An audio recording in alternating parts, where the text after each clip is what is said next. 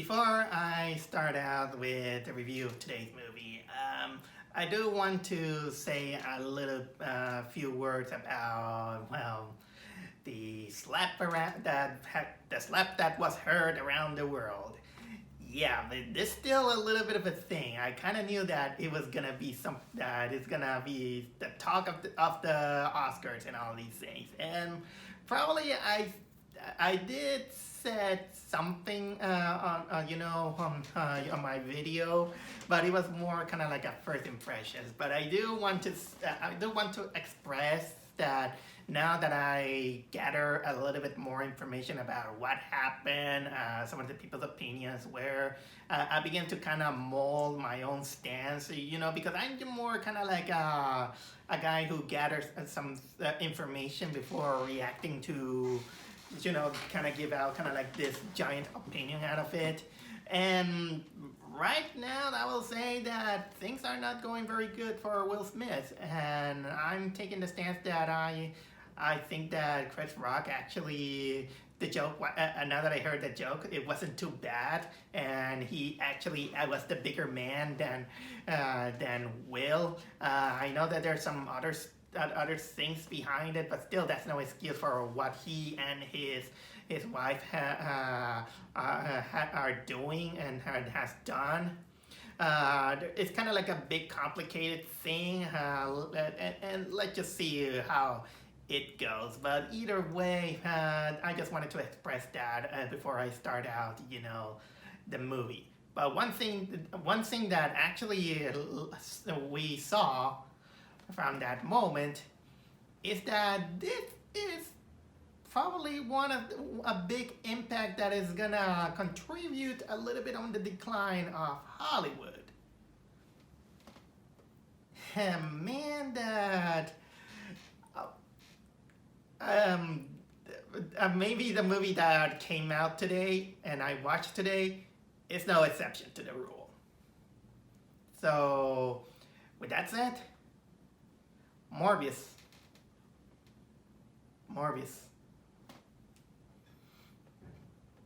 Look, this is another one of those Marvel movies, but not just a Marvel movie. It's another one of those movies that it was supposed to come out, 2 years ago. But unfortunately, COVID happened, and it had to sit on a shelf. Truth to be told, I wish that could have happened and stay there forever, because my first impressions 2 years ago, ever since I saw the first trailer, wasn't very good. I was like, I know that this is a Spider-Man villain. I'm not exactly 100% knowledgeable about this character. The only recollection that I have with this guy is from the Spider-Man animated series, as far as I can remember. Nothing more, nothing else. I wasn't exactly a big fan of that show.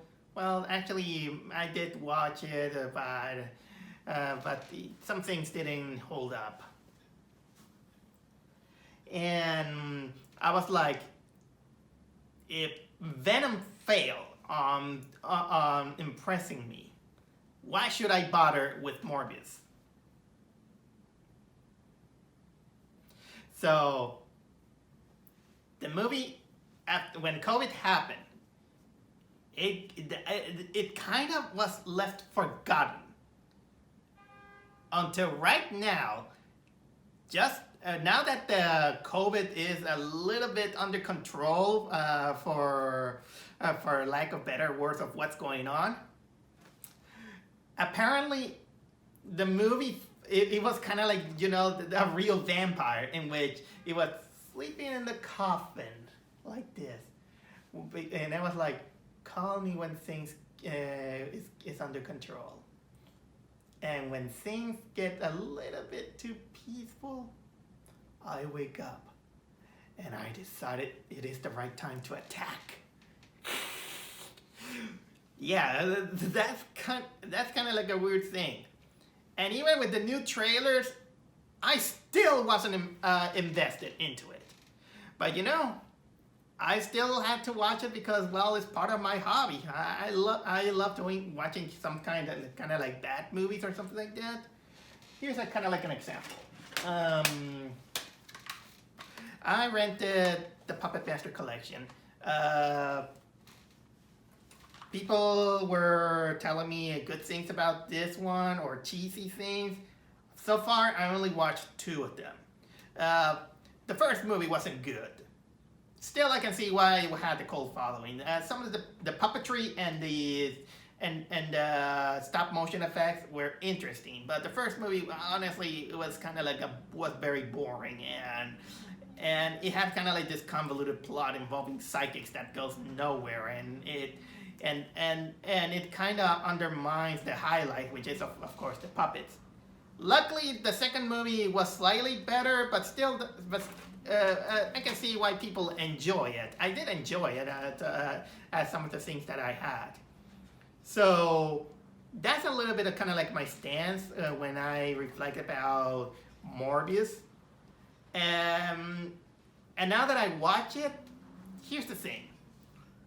After I saw the movie, I just got out of the movie theater and began to ponder myself. It made me ponder which is worse? Which is worse? A cringy, insulting movie that makes my skin crawl, or a boring movie like Morbius? I began to ponder because I was just kind of balancing out between 2 movies that kind of were on the same boat. The New Mutants and Morbius itself. But then we also had the Fantastic Four. All these are movies from, the Fox company, almost before and after the merge with the Marvel Cinematic Universe of Disney and all these things. So it's another one of those. It's another one of those desperate attempts of the movies of the company to keep the rights of the Spider-Verse and all characters and all these things, trying to make up for all the losses and all these things. But still, made me wonder which is worse. And the more I thought about it, I think that the New Mutants was worse. The Fantastic Four was worse. Morbius, I can't say that it was kind of like the worst of them all, but that's not saying much. It's still a garbage film, and it sucked. That movie sucked. And honestly, I think that this movie also has some of the biggest problems of today's vampire films. I'm not a big fan of vampire films, I'll say. When was the last time a vampire movie made me feel, excited or something like that? The best way I can remember, maybe it was From Dusk Till Dawn, that movie. And that has been a long time ago. And the big screen, vampire movies kind of like, it's more of a dying breed than zombie movies themselves. I mean, some people have some enjoyment out of the Twilight films. I tried to watch the first movie, but I fell asleep. I couldn't bear it. People saying that it's so bad it's funny? Where? Morbius didn't help. It didn't help the cause. It has almost the same problems as the New Mutants. That it wanted to be a horror movie, but they forgot the horror aspect. They forgot what makes a successful horror movie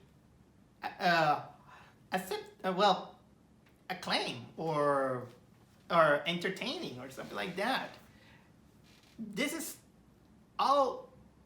just a toothless, bare bones film.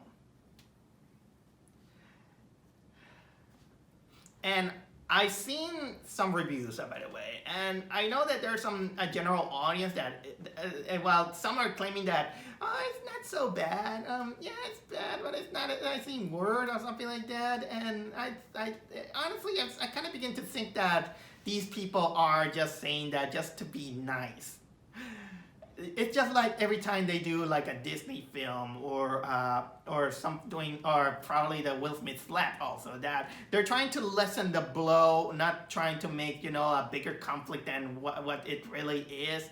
Like for example, now these days, not many people are willing to speak bad things out of Disney, even if they do bad movies like Turning Red. Yeah, I'm still one of the guys who I don't like Turning Red. Or, well,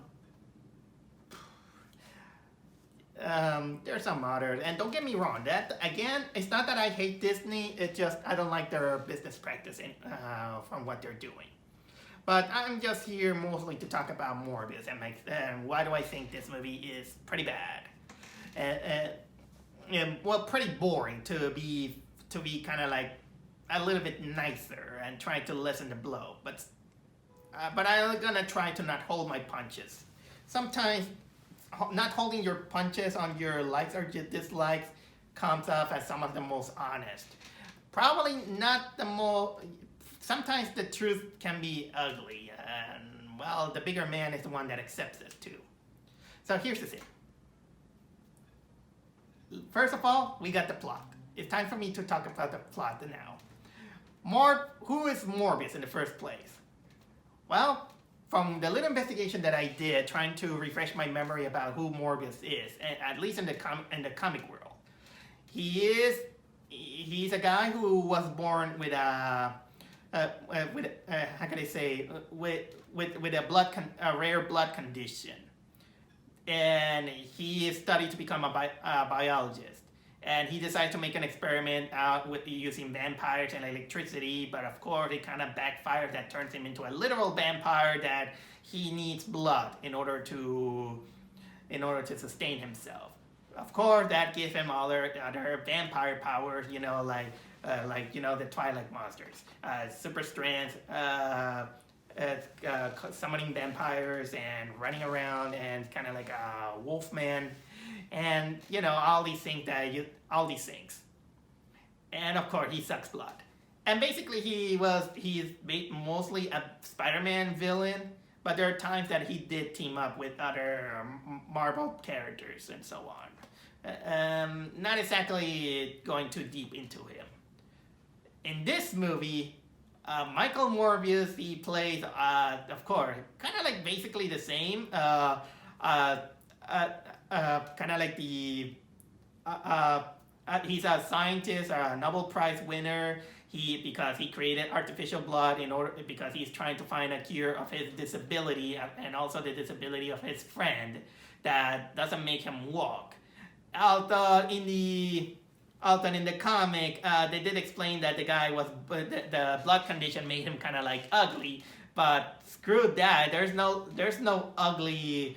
There's no room for ugliness in this movie. They just wanted to have, a good-looking Jared Leto into it. I'll get to Jared Leto just in case. But either way, the movie stars him. Basically, it turns into the origin story in which he uses vampires, to make a serum in order to, create this artificial blood in order to heal from his disability. To heal from his disability that is all had to do with his blood. But unfortunately, it backfires because it turns him into a vampire. And of course, this brings conflict with not only with the police, but also with his childhood friend, who also is looking for, the cure. But of course, their ideals, they clash. I'll get to that. The story. Okay, the story has a semblance of potential in it. Just a basic origin story. Although the execution, it felt more kind of like one of those movies that you can see, in the early years, like 2000 or something like that. I don't exactly go harsh on in this kind of excuse. I'll say any origin movie can be seen, from the eyes from newcomers from movies or old comers from the movie, and both they have kind of like a different subjective perspective out of it. Newer audiences, they might find it fine, but the older audiences, they're gonna find it a little bit tiresome, I'll say. Again, I'm not trying to be, this kind of guy that, oh, this is gonna be, boring. It's like right in the middle. This is very predictable, which it really was, at least in my eyes. But honestly, but there are some worse problems in the story that it really harms it, and I'll get to that just in case. But right now, I'll go with some of the characters and the acting. First of all, we got Jared Leto. Jared Leto is one of those actors that still didn't earn at least my respect. I haven't seen him in lots of movies, so I can't say exactly how what kind of impression this guy gives me. But up to this moment, considering Suicide Squad, my impressions are not very good. It's not very good for me to in his eyes, because I think he really overacted and was an awful Joker, and he kind of and I know the backstage stories that happened with this guy, and I know that he tends to be kind of like an eccentric guy. I've been hearing. I mean, he was also. I think he won or he was nominated for a Razzie this year. And man, that it's funny how an actor can suck, either by overacting or underacting. In this case, in Morbius. In Morbius, he was totally underacting. I know that they were trying to kind of make it kind of like a vampire movie, but man, that they toned him down a little bit too much. I know that it's kind of like the character, but let it be said, I am not blaming 100% on Jared Leto. I know that he tries. And if they can give him better roles and better directions, maybe I could get a better impression of him. So I will give it that. Another character that appears, for example, Adria Arjona. She plays kind of like the love interest of Morbius. And I gotta say that she's basically, for lack of better terms, she's the woman in the fridge. Her chemistry with Morbius was boring. The few moments that they were shared is kind of a little bit forced into it. Nothing spectacular, or let's say, it wasn't. It was kind of like they tried something, but it kind of needed a little bit more scenes and more emotions out of it. It felt flat. I'll say she wasn't a bad actress, but the relationship between her and Morbius were pretty flat. There were also two detectives. I don't remember exactly their names. I'm not gonna bother to watch the IMDb because sometimes I don't trust the photos sometimes. But the thing is that these detectives, they weren't technically a good highlight, but every time they came in, it kind of felt like they were two CSI agents that they got lost in a different movie. You could easily remove them from the premises and nothing will affect them. Or because even their personalities are not exactly that remarkable, I'll say. They just came out from another movie, from another kind of like a detective movie. And honestly, that came out sometimes some of the most interesting aspects of the movie, but the way it was executed, it couldn't happen. And of course, there is something I have to say about Matt Smith. Matt Smith. This is something that should be deserved a talk. Matt Smith plays the childhood friend of Michael Morbius. He's a kid who also has a disability because of his blood condition. The kid, apparently his name is Lucius, but they kind of decided to call him Milo. That's not the bad part. He becomes rich, of course. He becomes kind of, he becomes kind of like he begins to fund Michael Morbius' illegal activities in order to make his experiment to find a cure, despite winning a Nobel Prize for healing people with other blood conditions. What he does and how he gets the money and all these things, not explored. But that's not the bad part. What happens is that this guy, he turns evil almost from very lackluster or no motivation. He becomes evil just like that with no reason, almost no reason. Or if there's a reason, that reason was very lackluster. But that's also not exactly the bad thing. The bad thing happened is that when the guy has his evil switch turned on, something happens to his acting. Something strange happens.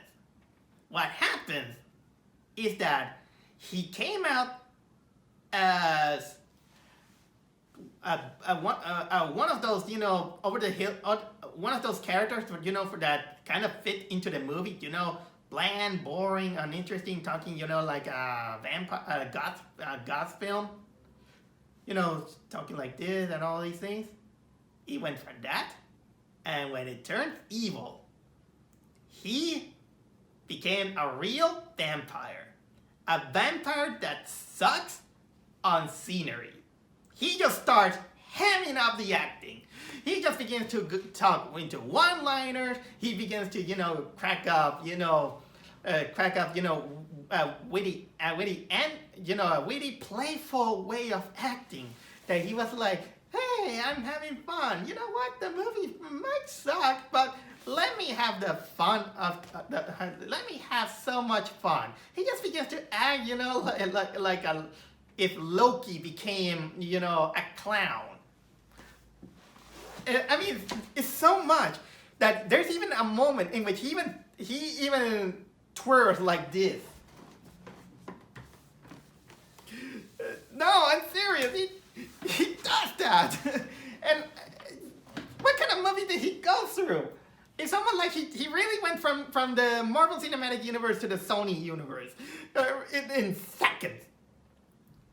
And it's both cringy and at the same time unintentionally hilarious, depending on how you look at it.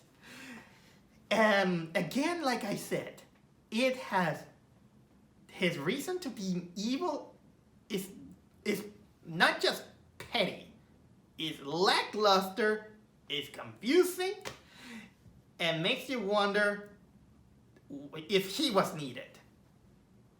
Let's talk about the cinematography. Apparently there is this, most of the Sony superhero films, they kind of have this tendency that they just need to saturate how the movie looks like to make it kind of like more darker or having this hue that somehow it kills the mood, I'll say. They look very kind of like dyed or dryery or something like that. This is no exception. It has this hues of blue that it looks so gloomy, and I don't know why. You're coming up with, oh well, it's kind of like a vampire movie. There's no excuse. I mean, it's no excuse. Again, take for example, From Dusk Till Dawn. That was a bright movie, and it had vampires, and that was fun. It was awesome. Not all movie has to be Christopher Nolan or Twilight, for a lack of better moments. So there. I mean, it's not. At least there are some moments in which the camera points fine on some of the scenes, but still, it was too dreary and too gloomy for me, at least for my taste. And I gotta say that this movie also lacks certain action scenes, and the action scenes. I heard some people saying that, oh, the action scenes were fine. I mean, I was like, really? Because the action scenes were unremarkable. They were so unremarkable. And I'm talking about in comparison to, other films that even when they're under lackluster, at least that you have some interesting action scenes, especially from a Marvel movie. From a Marvel movie, I'm sorry to say that as much as I don't like the Venom films, at least the Venom movies, it has some interesting fight scenes, but this one not. No. And it doesn't help. And one thing that I forgot to mention about the acting is that whenever this also kind of how can I say, contributes a lot of the bad effects that it has, because when they turn into vampire, when we see the vampires, yeah, the vampire has the claws. There are moments in which the face briefly turns into vampire. Even the ugly face, but only momentarily or when it's done, and they're really done badly. And sometimes they go as briefly, almost these YouTube videos in which they say, look at this, and then it goes like something like that. Or the best way I can describe this is that, have you seen the trailer of Grave Encounters? There's kind of like this scene in which a woman can sees the camera, and then it turns like the ghost face, like something like that. That's as how brief the vampire face are seen. And again, they look pretty bad. They look, the teeth and all these things. And it doesn't help that it comes in moments in which the actor decides to say, hey, I'm a vampire, by just going like, just like that. And apparently in terms of special effects, whenever there's showcasing your vampire powers, it always follows with lots and lots of fog effects, lots of them. This movie has a kind of like this tendency of loving all those fog effects, even when they're trying, to find to have the effects of the echolocation of bats, vampires, and they go and it goes into sonar, this sonar vision, and it goes kind of like briefly. And also one of the biggest insulting pet peeves that, at least for me, that is overly abused in a lot of action films, is this movie is one of those in which it abuses the slow motion. There is even an action scene in which the slow motion is totally abused. Totally abused. And it has to do with a train station. And it's a moment that is a slow motion that takes like 20 seconds, I'll say, in which it doesn't sound bad, but trust me that in movie time is bad. When you get a slow motion that is so slow that it's just abusive. And even the final fight scene was underwhelming. And I haven't even described some of the other elements, which I'll get to that. You know what? Almost right now I'll go for it, because there's a lot to talk about this film. Jeez. So, where do I start a lot with this film? Okay, first of all, a little bit of the science. the science. I know that if I cannot, drop my suspension of disbelief by, believing that anyone can put some blood into into you and turn into a vampire. Much like I can believe that a radioactive spider can give a human superpowers.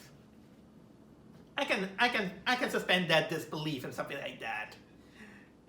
But still, kind of makes me question that they didn't exactly mention the word that vampires, because the guy, it just starts, they start the guy in the movie just going into, capture all these bats in a cave, almost like a bat, and it kind of feels like a Batman movie.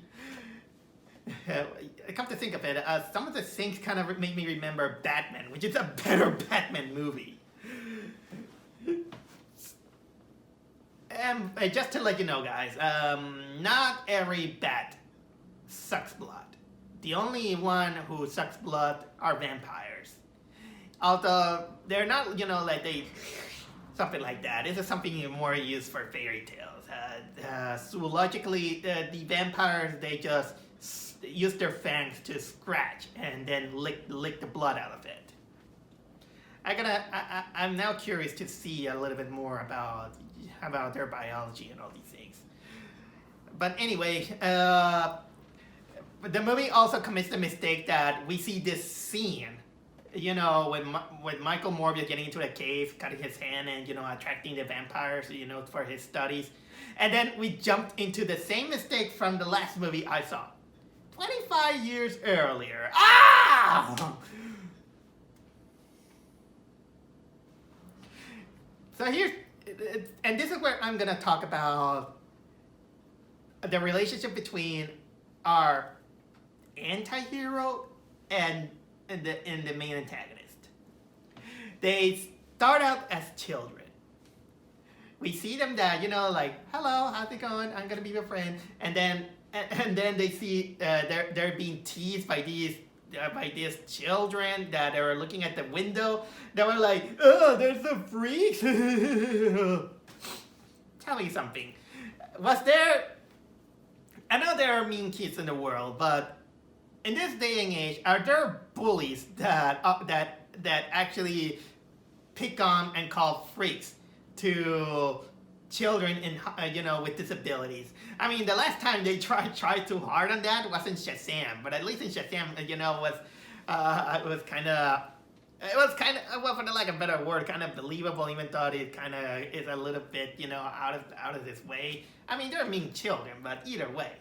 But anyway, this Milo / Lucius guy, apparently he just passed out because of a malfunction in his machine, and Michael Morbius, being the genius, he just repairs the machine, with a spring. And the guy who was in charge of the hospital, he's like, so you fixed this. Wow, it shows that you're a genius. So I'm gonna recommend you to go to New York for high studies and all these things.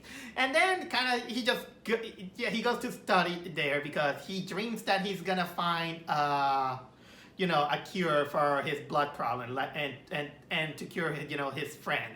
A friend that they kind of just begin to treat it, like it was kind of, a beautiful friendship. But these kids, they barely met, and they only had a relationship for kind of like just 2 minutes, let's say. 2 minutes, or not even a minute, now that I think about it.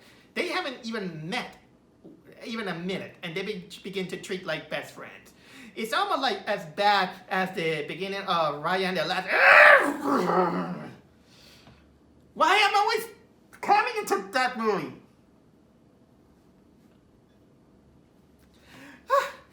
Okay, I'm gonna admit that this is gonna be a running gag every single time.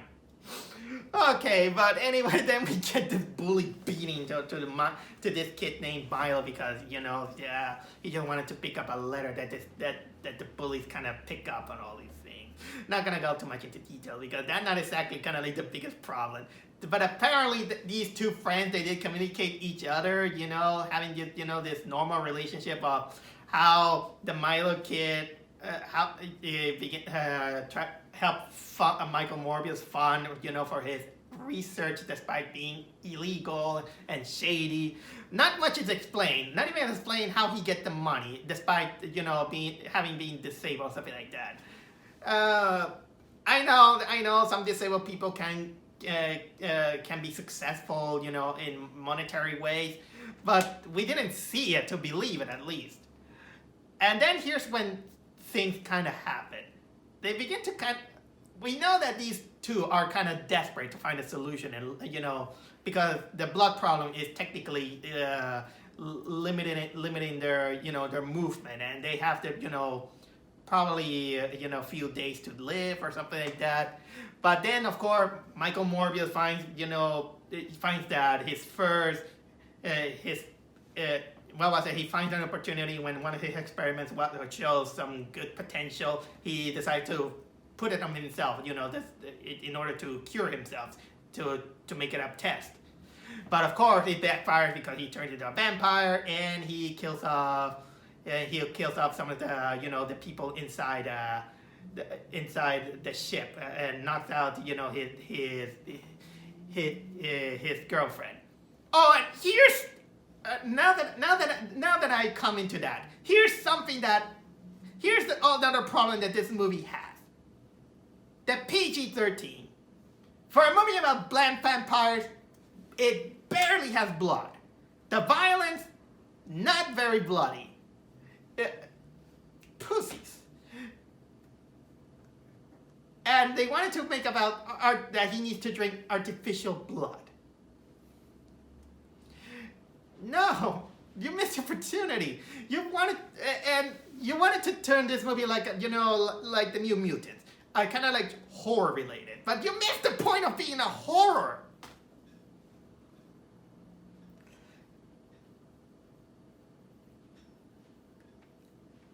Anyway,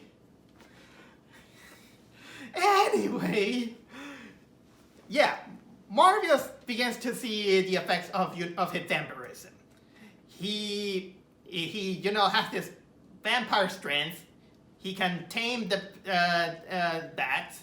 He gets super strength. Now he can move without his walking stick.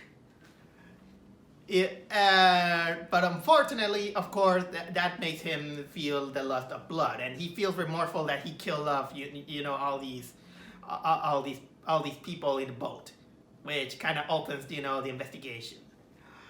But so he decided, of course, to isolate himself in order for further testing, and so he doesn't hurt anyone.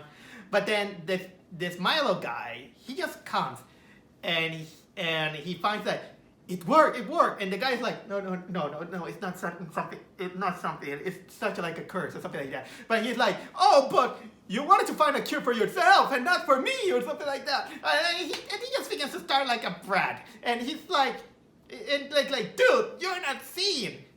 This guy, he literally turns into a vampire that he has the potential to kill people.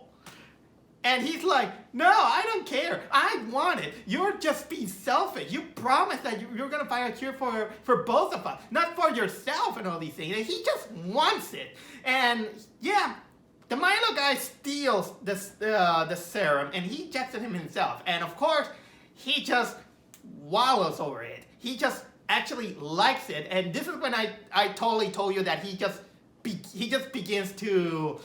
turns the switch into evil. And he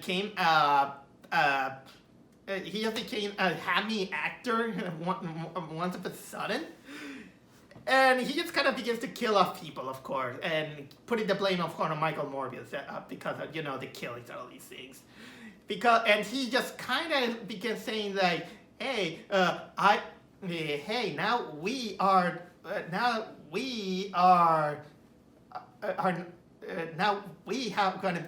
to be proud of what we are. I embrace my vampire, and not unlike you, and they kind of turns into enemies or something like that. So I was like, dude, what? Why do you come up with that mentality? Is it because you were bullied? And then he just kind of becomes, abandonment issues. Like, again, just like Ryan the Last it's almost like they're having this, this talk about friendship, relationship, or something like that, when we only just see it for a couple of, that they just share for a couple of minutes. And abandonment? What abandonment? You guys acted fine. You're just for being bullied for once. Yeah, I'm not an advocate of bullying or something like that. But unfortunately, that's kind of life or something like that. Maybe how can you fix that? How could you fix that? Maybe if you show us scenes in which even when he's a grown up, his life is no better. Oh, he's dying. No. Have him, for example, like, let's say, for example, the bullies. Like, bring back the bullies and just kind of like the bully kind of become kind of like the bad crowd. And they just begin to extortion his money because, well, he's just being forced into it or something like that. Or that people doesn't respect him, or he's kind of like, his life is going into the dumps and he becomes so desperate or something like that. But no, they doesn't give us. At least in the Tim Rice Fantastic Four, when Doctor Doom, has his life is becoming, going into the dumps, or even Norman Osborn in the first Spider-Man movie, that his reputation is going down, something like that. But no, he just comes as kind of like a whiny, spoiled brat. That man, I just didn't believe it. Just didn't believe it. And now that I think about the powers, yeah, we got, this lame fight scene, in the subway and all these things, and apparently it comes out of nowhere that they can fly or glide, whatever you're gonna call it. It's no Knuckles, by the way. Come to think of it, yeah, the Sonic 2 movie is coming next week. I'm eager for that. But still, that part bothers me a lot. Well, so I explained, the lackluster motivation that we have on our villain. Yeah, he just started out, killing people because he enjoys, being free and all these things. Michael Morbius just has to stop him from killing people because, he's technically the good guy because he doesn't want to drink, a lot of innocent people. Again, the killings are even lackluster and the violence is lackluster because they just wanted a PG-13 the 13 for those sensitive audiences.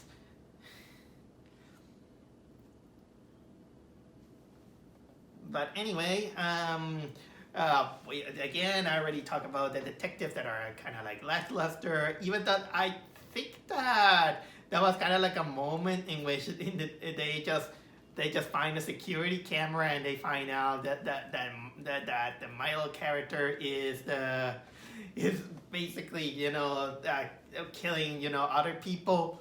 And I don't know if it's just me but there's kind of like a bad superimposed face in that camera effect. It's something that bothered me. And of course, the Milo guy is technically an ungrateful character because he just kills off, the doctor that took and raised him, and he just kind of gives out kind of like a good excuse of why he should not do it. But he's like, no, no, now no one will. Now I'm not one of them or something like that. And it's no kind of like clear motivation. It's pretty sad when psychopaths that has no reason to kill people sounds more believable than a whiny, ungrateful, desperate man has no motivation to be evil. Sorry, even my brain just kind of turned off at this moment. Okay, again, like I said, the only Morbius is running away from all of this. The only help that he gets is from his girlfriend who believes in him. The romance is just there, but it's just kind of just there. Which again, she then turns into the woman in the fridge. I think I did tell you that a woman in the fridge is basically when a woman, or in certain cases a man, they get killed or tortured or hurt, and they become the main motivation for a lead in order to take action. That kind of happens during the climax, in which she basically kind of gets killed by Milo. I don't care if I spoil just in case, because this movie is technically not worth it. She gets killed. Morbius gets there on time by apparently his unexplained powers of flying and, watching everything in fog vision. And of course, she apparently kind of drinks his blood, and even the Milo is just standing there. He's like, bravo! Now you're like me, dude. Now are you ready to be proud of yourself, of what you are, dude? I'm the guy who is also advocate on saying that you have to be happy of who you are, what you are, how you were born, or something like that, because you have to be proud of what you were, how you were born, or what you are. You are a human being. You are a man. Be proud of what you are. Take some pride into it. It's kind of like a measurement to find a love to yourself and some confidence. But not like that, I'll say. They kind of stained the belief that I had. And then we got the lackluster fight scene in which it involves, kind of like a close-up on the cameras, more slow motion that is lackluster. Bats that were utilized just like Batman will do. And of course, it ends with Morbius, killing off Milo by injecting him, I think with the third serum that he had, or kind of like a serum that he modified it in order to, kill him. Almost like a vampire hunter put a stake on the heart. And then after that, he just starts flying, escaping from the police. Then we get kind of a few seconds in which the corpse of the girlfriend, what was that Edgar Arjona character, she wakes up because apparently she drank some of the Morbius blood, and that makes her an undead and all these things. But then we see him, we see the face of Morbius, flying around, kind of flying like he's freaking Neo, and then the credits roll, and I was like,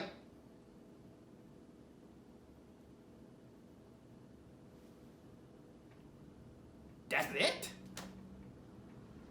That's it? It was almost like they forgot to film an ending.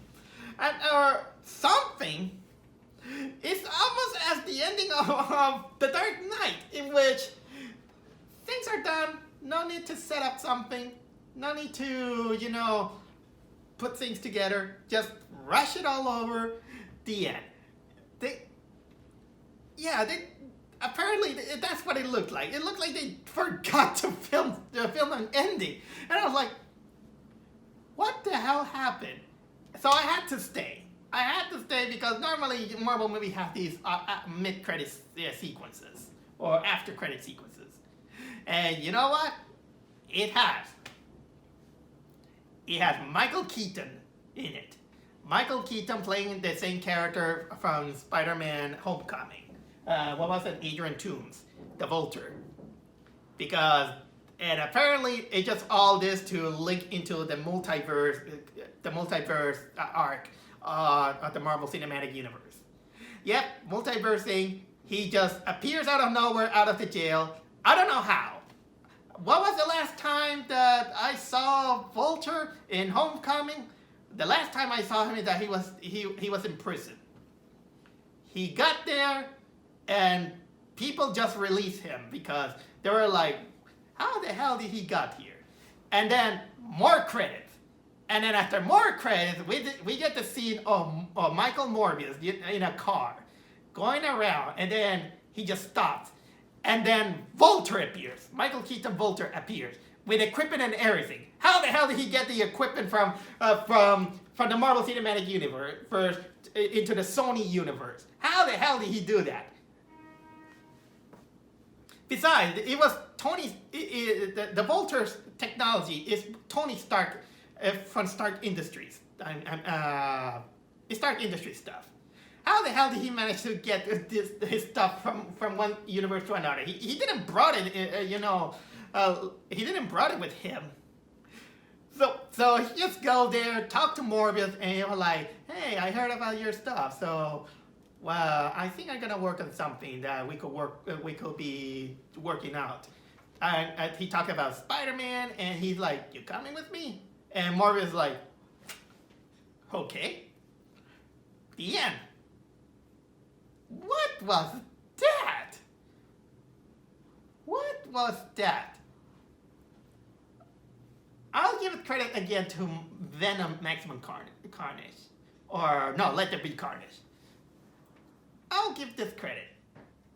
I didn't like this movie much in some terms, but at least I liked the post-credit scene and how they connect the multiverse.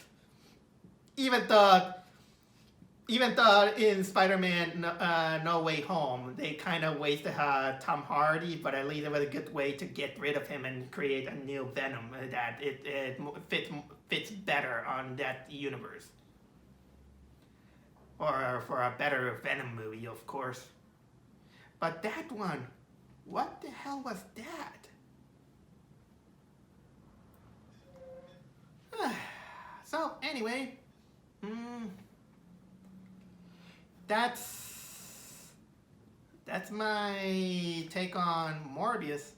Very lackluster film. Boring. It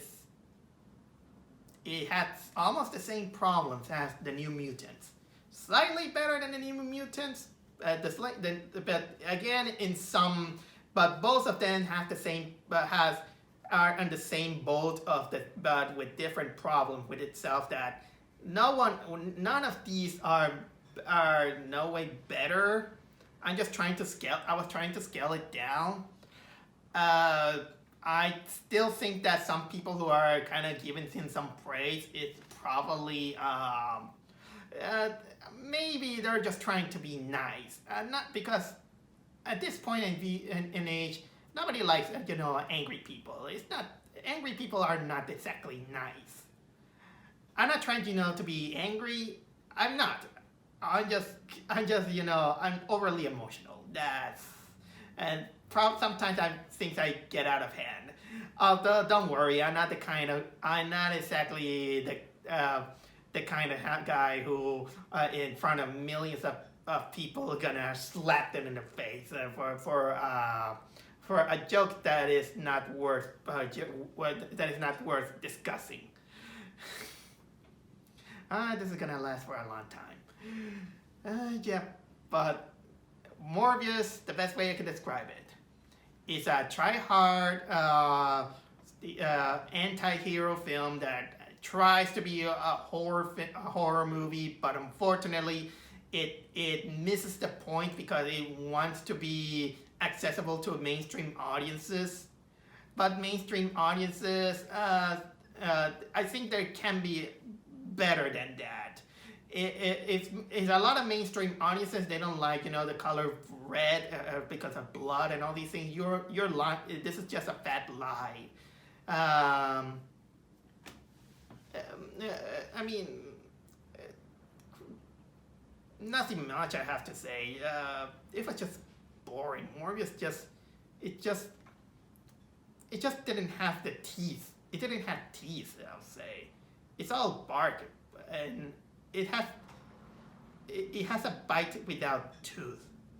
And honestly, when I think about it, a bite has more. A bite you can feel. You can feel the the pain, the piercing, and it gives you an emotion.